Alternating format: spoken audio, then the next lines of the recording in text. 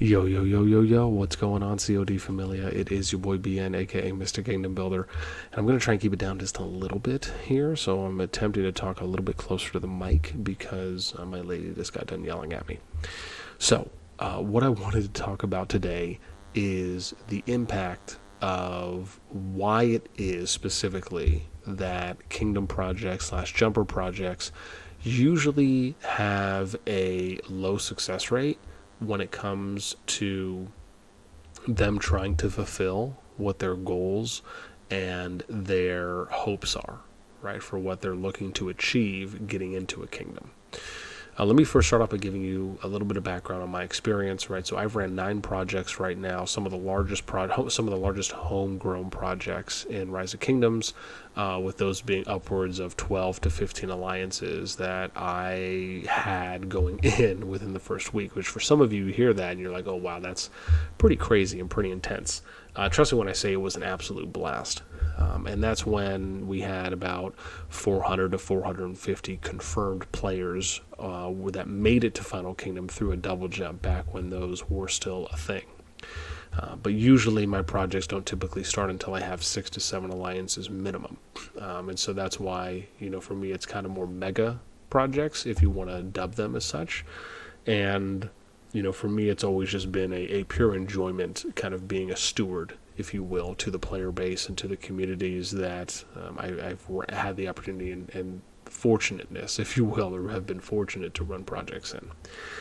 And so let me get to number 2 now, which is the purpose of projects. So for me, my view on this is pretty simple, right? The idea behind running a project is that you are trying to avoid the kind of churn or the chaos that kingdoms will inevitably lean to or move in the direction of by default.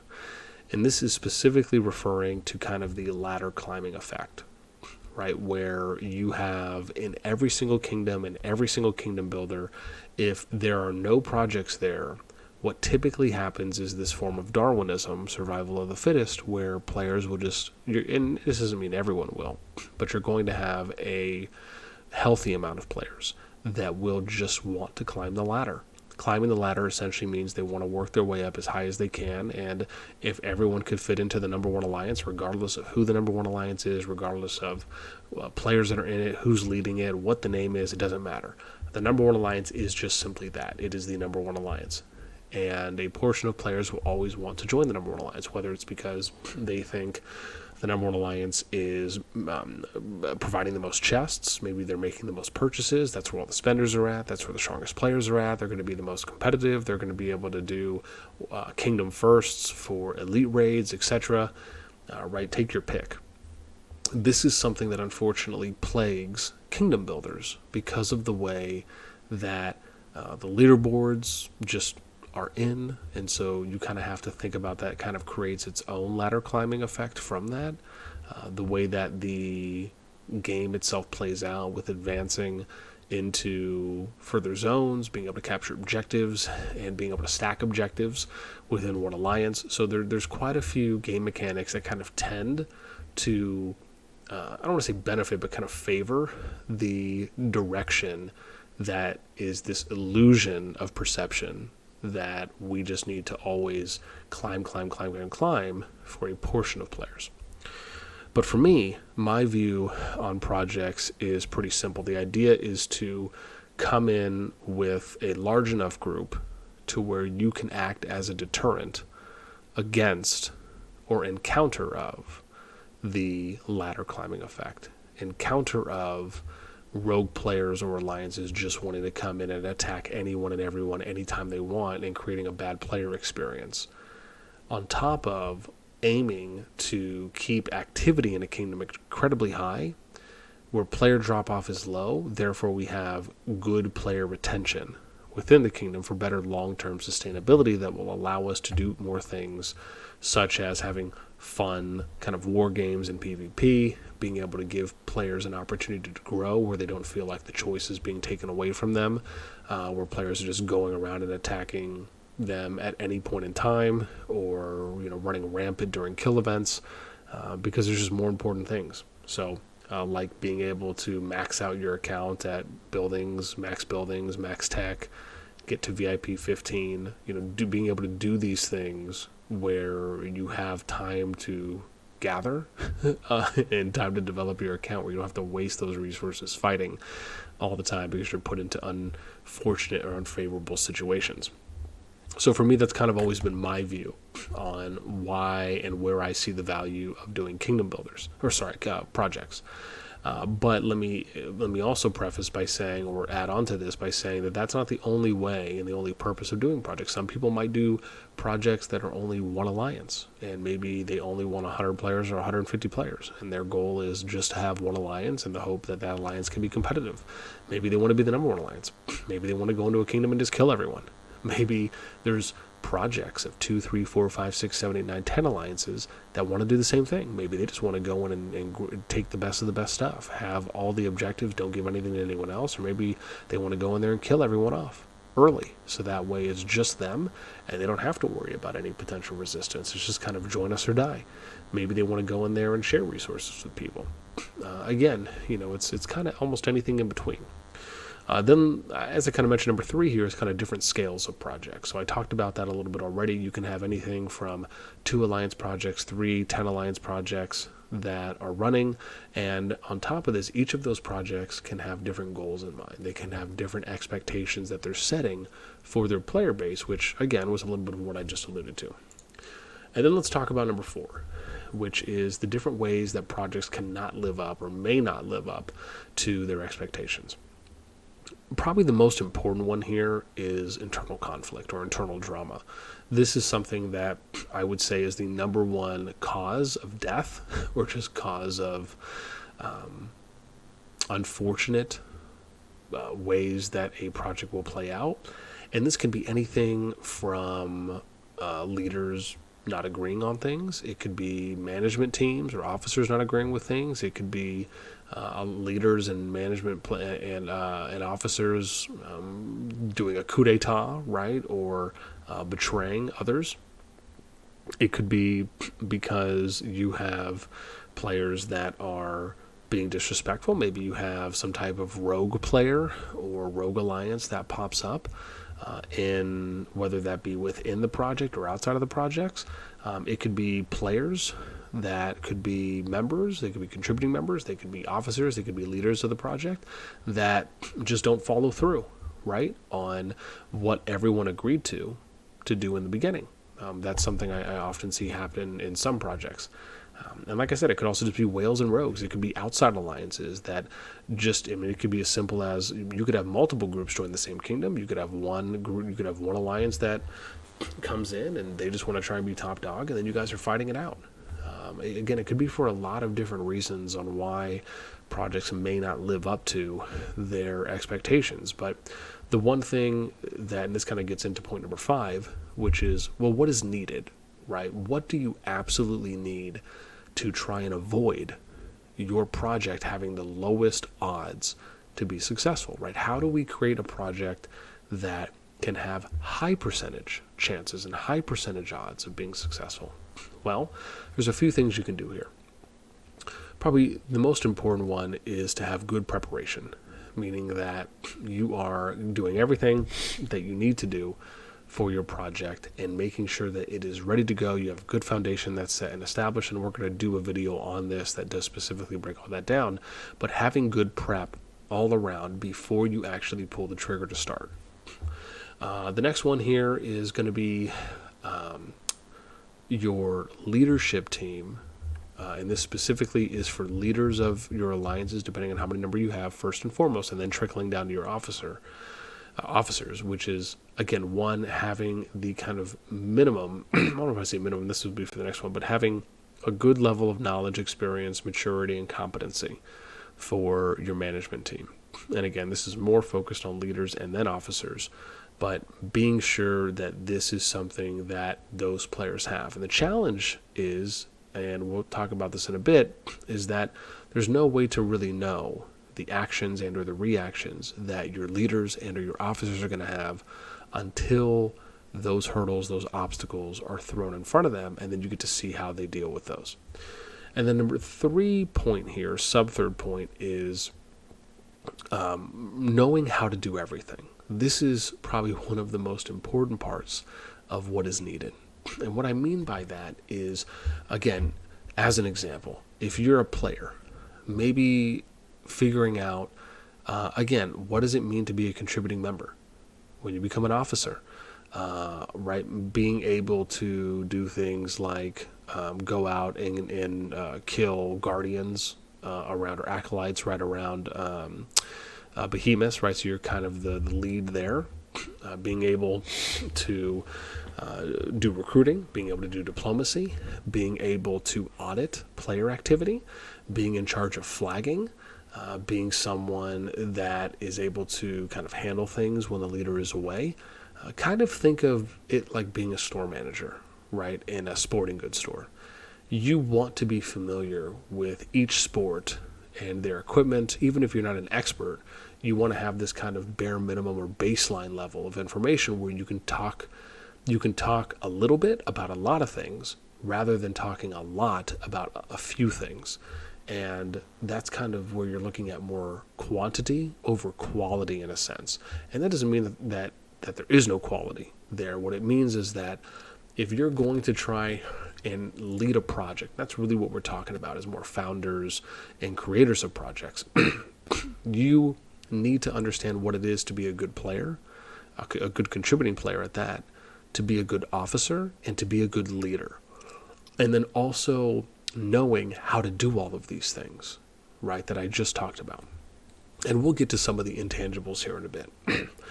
Number 6, which is that there's no guarantees, right? Do not have unrealistic expectations, because this is something that will cause, or give you, I'll say it in short, it will cause your project to have a high percentage chance that it's not going to live up to what you have set out for it to be. If you have unrealistic expectations on what you are looking to accomplish, and never bite off more than you can chew. Meaning, do not try to basically, and I'm going to use my name here as an example because I often hear this from players, do not try and approach things in a BN way, which basically just means don't try and run mega projects if you have never been an efficient, effective, and good officer, a good contributing member, and a good leader of an alliance first. Right? These are minimum things that everyone should know how to do before. And I'll tell you a quick story. Before I ever considered running a project, I was once just an average player learning the game. When I first started playing Rock, I probably played for about a year before I ever considered, and I'm not saying you have to do this, or as far as time-wise and take this long, but before I even considered being an officer, which I was offered it a few times in the kingdom I was in, I wanted to make sure that I had established a good baseline level of information, of knowledge, and experience thus far for what my position was and what I was doing, just being a contributing member. Eventually, I worked my way up to being an officer. I learned the ropes of being an officer and the ins and outs, asked a lot of questions. And then eventually, I thought to myself, well, let me go try and running an alliance in a newer kingdom. So I ended up trying that, and I took everything I learned as a member. I took everything I learned as being an officer. I took everything I learned from being able to pick the brains of people who had been leading alliances longer than me and more times than me. And I was able to take all of that and kind of get this idea on how I viewed leading an alliance. And then I did that for a little while, and I got experience doing that. I then had to learn on how to do diplomacy. I had to learn on how to recruit players effectively. I had to learn on how to send good mails that were going to reach a lot of people. How would I gather people for events? How was I going to handle any type of issues or situations that arose that needed some type of like disciplinary action, or being able to have those, difficult and kind of sometimes not so pleasant conversations with players, right? So kind of, doing human resources or internal affairs. How would I go about doing audits on alliances so I could do, or our alliance, right? So for our players, on engaging and looking at activity, looking at general contribution, right? All of these things, just to name some, because this isn't obviously everything, but before I considered doing a project, I took it upon myself to learn all of these things. This is something that unfortunately not all of the players that decide to run projects have done, right?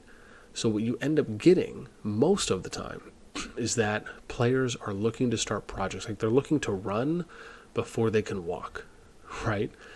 Or they're looking to walk before they can crawl. And that is one of the most dangerous things that will lead to and factors into projects not living up to what they wanted their project to be. And this then creates, unfortunately, a difficult situation for the players that are deciding to join those projects in hopes of them selecting a good project or what they hope to be a good project. And so the other part of it is, and this is kind of just a side note, is that the challenge is that, or I should say another challenging part, is that the people that are looking to run projects are not considering or thinking about the well-being of the players who are joining their projects and the level of accountability and, more importantly, responsibility that these individuals should have for caring enough about the well-being of the players that are deciding to join their projects. And unfortunately, there just doesn't often seem to be enough of that, where you're really seeing a genuine level of TLC for the players that are joining their projects and trying to think about how they can do the best job they can to put those players in the best positions to be successful and to have a great day-to-day experience for the game that they're hoping to play and enjoy playing. And then let's get to, I think this is number 7. Where am I at? 3, 4, 5, 6. Yes, number 7 is something else that unfortunately plagues projects and really just kingdoms in general, which is soft skills, right? And let me, if I can, briefly define to you on what soft skills are. So this is just a brief definition, but it states here, soft skills are abilities that relate to how you work and interact with other people. Commonly noted, soft skills include communication, teamwork, and other interpersonal skills. This is something, I had to get one of those out, where it also says employers look for candidates with soft skills, as these skills, and here's the important part, are hard to teach and are important for long-term success. This is something that I can guarantee without a doubt in my mind is one of the most challenging areas to see being done in a good environment where, in short, there's just not a lot of people that have good soft skills. And the challenge here is that what we're really talking about, in short, is just the way that people talk to other people. And I'm sure quite a few of you, after hearing me mention soft skills, most likely view this as something you have probably seen or heard happen in a project, a kingdom, or an alliance that you've played in, where you probably have come across someone or a group of people, or maybe leaders or officers, that just do not probably have good soft skills at this time, whether it's the way they text, whether it's the way they voice, whether it's their tone, if it's their attitude, if it's the way they come across, if maybe they're blunt and curt, maybe they're just not good at that type of customer service and those types of people-to-people relationships. These are things that I can guarantee you without a doubt can plague a project and can heavily factor into that project's internal conflict, like we mentioned earlier. And then I think the last thing for me that I'm going to talk about is that, unfortunately, there is no type of universal accrediting system for leaders, right? If you think about the way that you may interview or vet leaders or officers for your projects, it's not like they have to go to school, right? Like, let's keep things very much in perspective. It's not like they're going to school to get a bachelor's degree, or they're going to school to get some type of paper that essentially says, hey, they have this amount of knowledge, experience, and they've scored this well on a test that proves they know what they know. And so that is another challenge that comes into how we look at people that you're doing projects with, is because of the fact that you don't really know what these other people know unless you're spending such a large, significant amount of time vetting people, which really, to be fair, no one is. And so this is something that I think factors into what I just talked about, how it's really hopefully incumbent upon those individuals to make sure they know and are up to speed on having this baseline level of knowledge, experience, maturity, and competency before they decide to become a leader. And I feel like if more people did those things, we'd be in a lot better of a position to have more projects with higher success rates. So anyways, I'm going to pass the question off to you all. Let me know a situation in which you were part of an alliance, a kingdom, or a project in which you think some of these things factored into maybe that project not living up to its potential, and let me know why. I'd love to hear and read those in the comments down below. That's going to be it for me. As always, until next time, I'll catch you later.